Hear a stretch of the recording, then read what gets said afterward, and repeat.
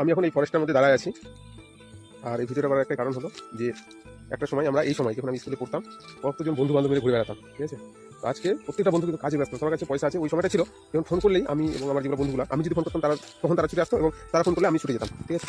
এখন কিন্তু তাদের ফোন নাম্বারটা আছে, এখনো আছে, কিন্তু তাদের সাথে এখন আর সেই হিসেবে যোগাযোগ করা হয় না। আর তাদের কাছে সবার কাছে টাকা আছে, কিন্তু কিন্তু সবাই কাজে কাজে ব্যস্ত। কিছুদিন আমি একটা বন্ধুকে ফোন করে বললাম যে চলে আমরা কোথা থেকে ঘুরে আসি, সিমলা মানালি ইত্যাদি সব জায়গাগুলো যাবো।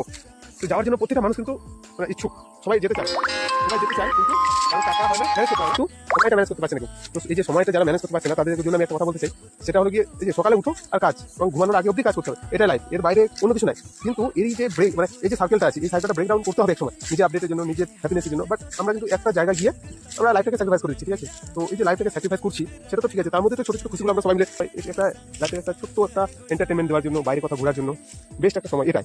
আজ থেকে 30-40 বছর পরে আমরা সবাই ওয়েল সেটেল হবো সম্ভবত, সবাই প্রত্যেকটা মানুষ। আর তাদের কাছে সময় হয়তো সম্ভবত থাকবে, কিন্তু এই বন্ধুত্বটা কিন্তু বাইরে যাওয়ার যে প্রবণতা মানসিকতাটা সেটা কিন্তু থাকবে না, ঠিক আছে। তো তোমাদের যদি সময় হয় এখন বেরিয়ে যাও, বন্ধুদেরকে এখন ফোন করো, ফোন করে এখন বেরিয়ে যাও।